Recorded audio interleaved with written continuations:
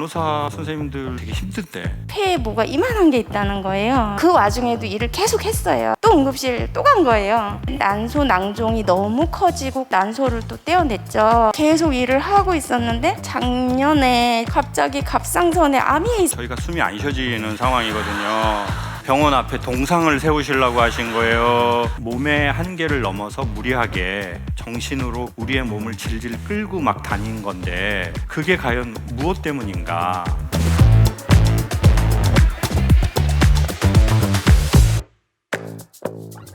평생 간호사가 천직이라고 생각해서 열심히 일해왔습니다.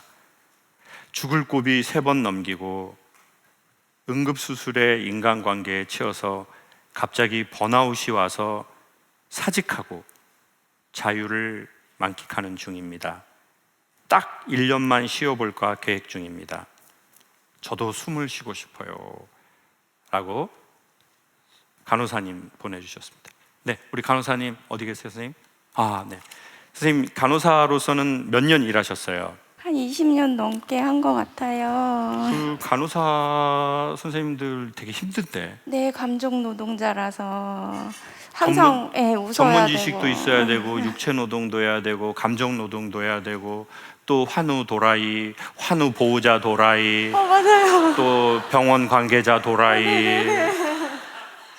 어떤 게 제일 힘듭니까? 요양병원을 오픈하는 전문으로 이제 빠져가지고 가면 세팅을 하는 그 중독에 빠져서 전국을 돌아다닌 거예요. 그러니까 어디선가 병원을 좀 세팅을 하자 이러고 콜이 오면 감사합니다 이러고 가서 또 병원 세팅을 하고 자리 잡게 교육을 하고 했는데 그럼 그렇게 아무것도 없는 곳에 뭘 세우고 또 다른 곳에 가서 또 세우고 그렇게 여러 번 하신 거예요? 계속 한 거예요, 그걸. 그 이유는 뭐예요? 그냥 그 병원이 만들어가는 그 과정이 너무 성취감이 너무 크니까 중독이 돼버린 거예요.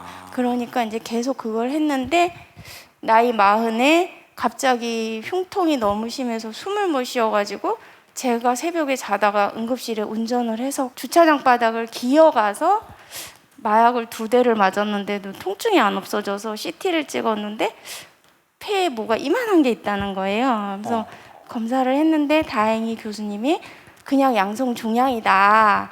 약을 먹고 걔를 줄이자. 이래서 이제 5년 약을 먹고 얘를 이제 없앤 거예요. 없애고 또 그 와중에도 일을 계속 했어요. 약을 먹으면서 했는데 이제 얘가 없어져서 살만해 이러니까 계속 배가 너무 아픈 거예요. 도저히 못 참겠다 이러고 또 응급실 또 간 거예요. 갔는데 왼쪽 난소에 난소 낭종이 너무 커지고 꼬여가지고 괴사가 오기 시작했다는 거예요. 그러니까 하루만 늦게 왔어도 당신은 폐혈증으로 죽었어 이러시더라고요. 그래서 그 다음날 바로 응급수술 들어가서 난소를 또 떼어냈죠.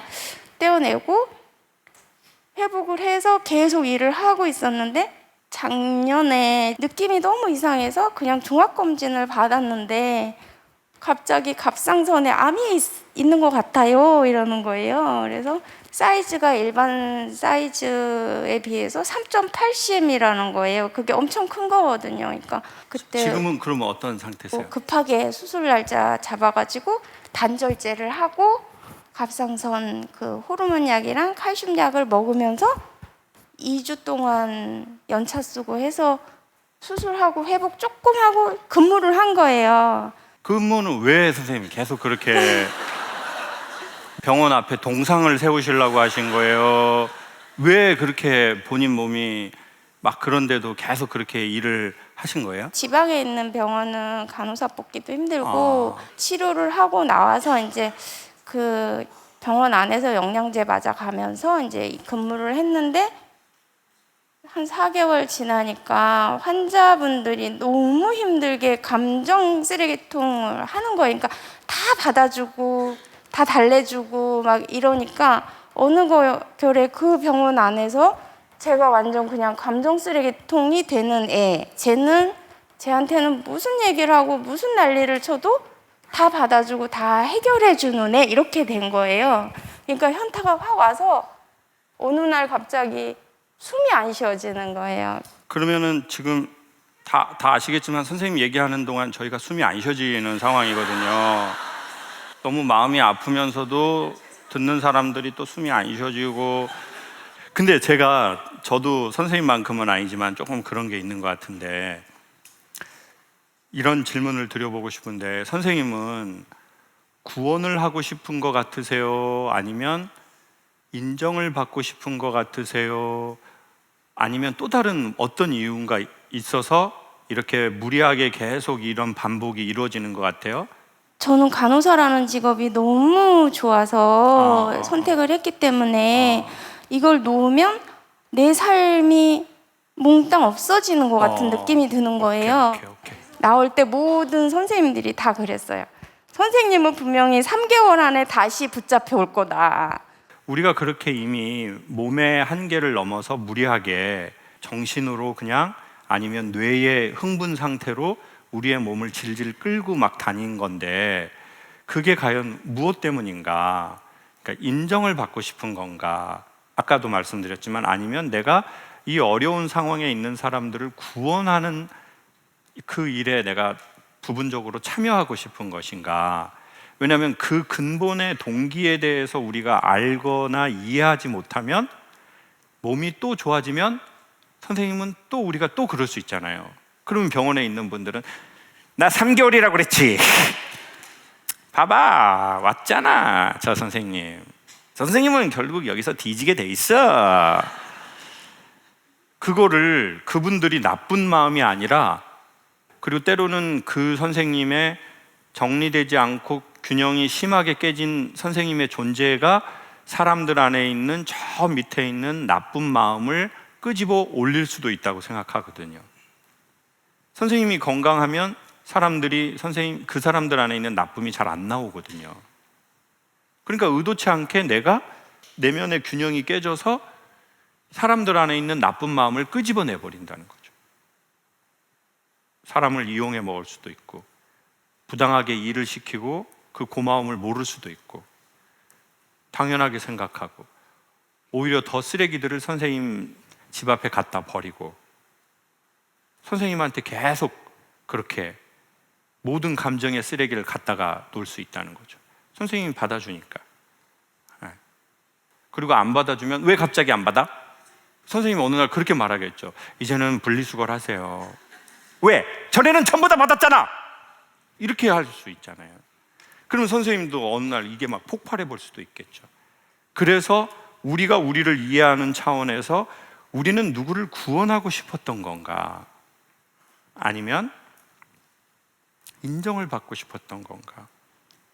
그 인정이라면 무슨 인정을 받고 싶었던 건가? 당신이 없으면 안 된다는 인정?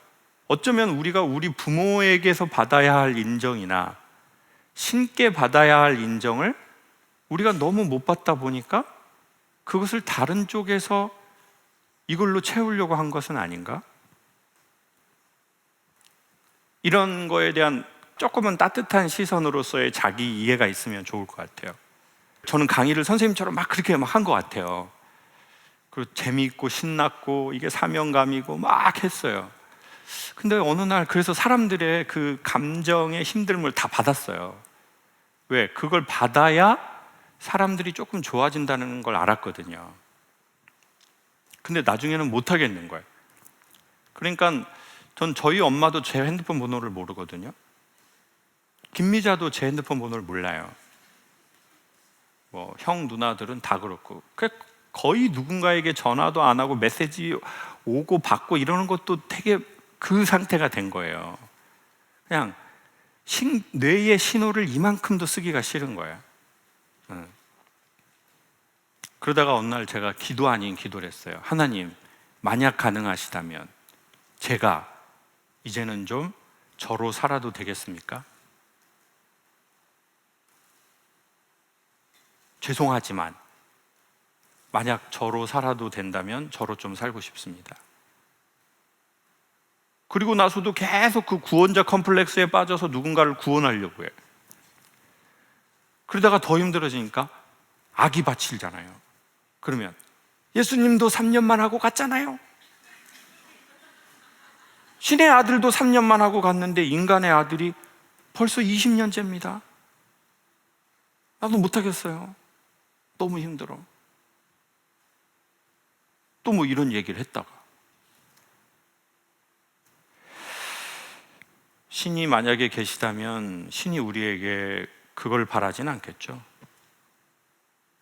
이제는 선생님 마음의 소리에 좀 반응해 보면 좋겠습니다.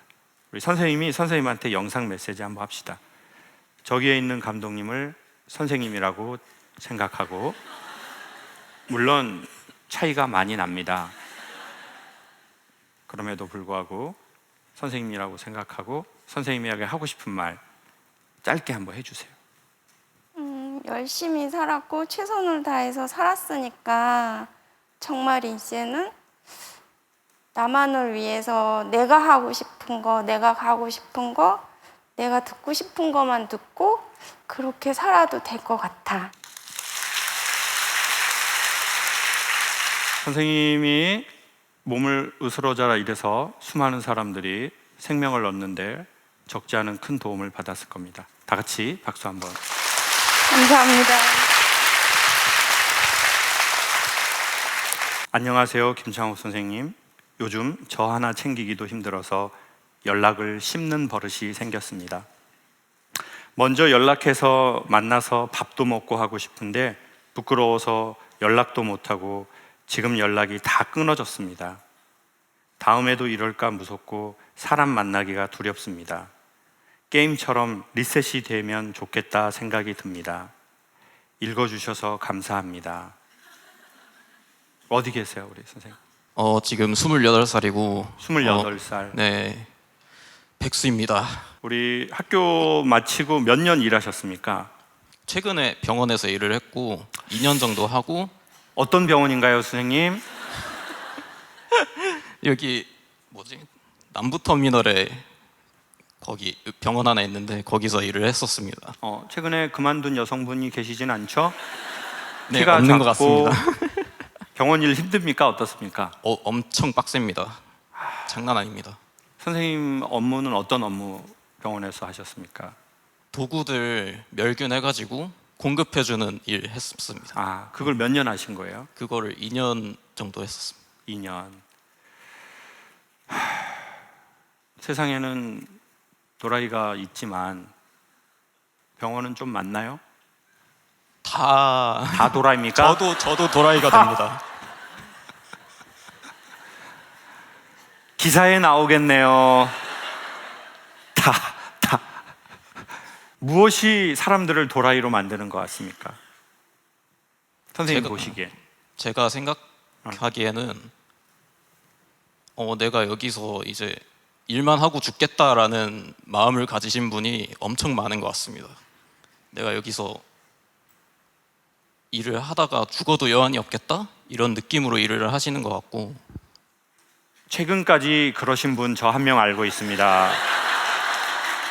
그렇지만 그분도 이제 이건 아니다, 나도 나의 인생을 살아봐야 되겠다라고 하신 분 한 분. 선생님은 또 MZ세대니까 그렇게 살고 싶진 않으시죠? 네, 그렇습니다. 선생님은 좀 인생을 어떻게 살고 싶습니까? 최근에 생각한 거로는 이제 방송을 좀 하고 싶어가지고. 방송 어떤 장르 방송이요? 개인 방송으로 좀 자유롭게 토크 방송 하고 싶어가지고 최근에도 연습을 좀 하고 있고 유튜브도 좀 깨작깨작 거리고 있고 그러고 있어요. 그러면 지금 결국 저랑 시장을 나눠 먹자는 겁니까? 좀 듣고 보니까 좀 기분이 좀 별론데. 더 이상 저도 이러면 노하우를 풀 수는 없어요. 어떤 컨텐츠 하고 싶습니까, 선생님은? 강의는 아니죠? 네, 강의 아닙니다. 그러면요? 저는 책 소개하는 거 하고 싶습니다. 제 책을 소개하는 건 어떻습니까? 네. 좋습니까? 근데 다른 분들도 느꼈겠지만 선생님은 유튜버의 좋은 자질이 있는 것 같아요.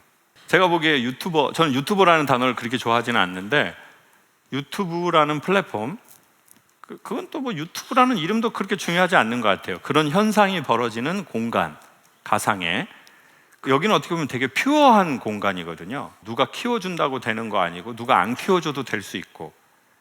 근데 거기에서 되게 중요한 포인트가 뭐냐고 만약에 저한테 물으신다면 어떤 컨셉을 잡는 게 아니라요, 자기의 색깔을 따라가는 거라고 생각해요. 근데 이제 선생님은 분명히 본인의 색깔이 이미 선명한 것 같거든요. 지금은 분홍색, 여기에 좀 더 에너지를 이렇게 주면 붉은색이 되실 것 같아요. 그래서 해보셔라. 그러니까 유튜버를 해보셔라가 아니라 본인의 색을 해봐라. 그거는 뭐 되냐 안 되냐보다 더 중요한 해볼 만한 가치가 있다라고 저는 추천드리고 싶어요. 지금 쉬는 것도 모두 다 선생님의 삶이 될 겁니다. 무엇을 위해서 쉬지 말고 그냥 우리를 위해서 쉽시다. 뭘 준비하기 위해서 쉬는 게 아니라 그냥 이 쉬는 것도 내 삶의 온전한 순간이니까, 그러할 때 이것이 그 다음에 좋은 행보의 텃밭이 될 거라는 확신은 있습니다. 그래서 본인이 본인에게 한마디 한번 합시다. 여태 많은 산을 넘고 넘어왔지만은 지금까지 살아있는 것 자체로 너무 잘하고 있고, 쉬다가 또 다시 일하러 가면 되니까 그렇게 하면 된다.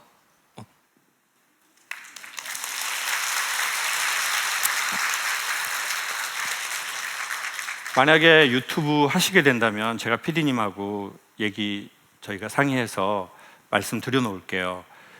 요 선생님 인터뷰 장면을 따서 선생님 유튜브의 첫 장면으로 혹여나 쓰시길 원한다면 쓰셔도 좋습니다. 네. 선생님이 저하고 우리가 얘기 나누고 선생님이 자신에게 영상 메시지 쓰는 걸 선생님 유튜브 첫 장면에 넣는 거예요. 어때요? 좋습니다. 좋아요? 그렇게 하면 이게 조금이라도 잘 될 확률이 있는데, 그렇게 해서 생긴 광고료는 어떻게 해야 될 것 같아요?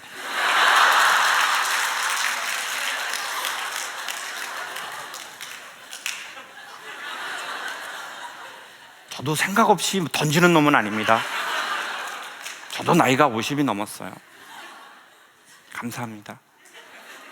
선생님 유튜브 잘 되시길 바라고, 대한민국의 많은 젊은이들이 모두 다 자기의 길을 찾고 걸어가고 그러기를 진심으로 바랍니다.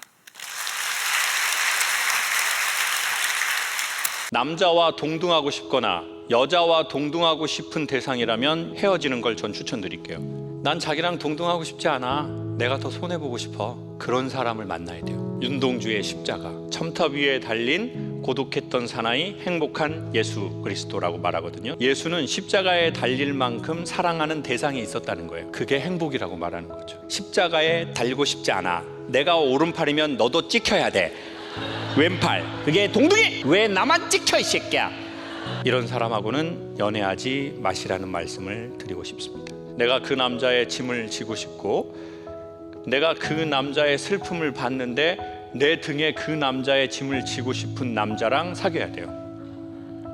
그리고 그 남자하고 결혼하셔야 돼요. 앞모습 말고 뒷모습이 보이는 사람.